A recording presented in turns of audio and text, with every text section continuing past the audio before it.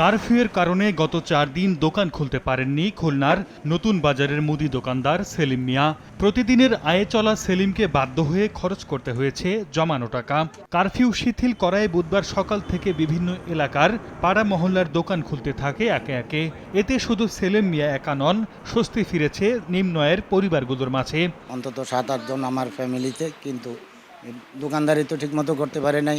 1 ঘন্টা 2 ঘন্টা করছি, আবার বন্ধ করে তুইছি। চলমান কারফিউয়ের নিষেধাজ্ঞা কমিয়ে দেওয়ার ঘোষণার পরপরই বরিশালের বাস টার্মিনালগুলোতে বাড়ে যানবাহন ও যাত্রীর চাপ। তবে স্বাভাবিকের তুলনায় যাত্রীর সংখ্যা কম থাকলেও অল্প সময়ের মধ্যে নির্দিষ্ট গন্তব্যে ছেড়ে যায় বাস।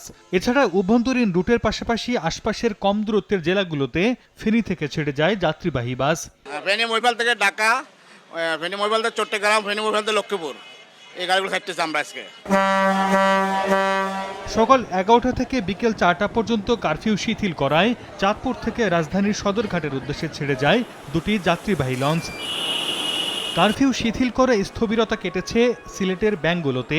আর্থিক লেনদেন করতে পারায় স্বস্তি জানান গ্রাহকরা।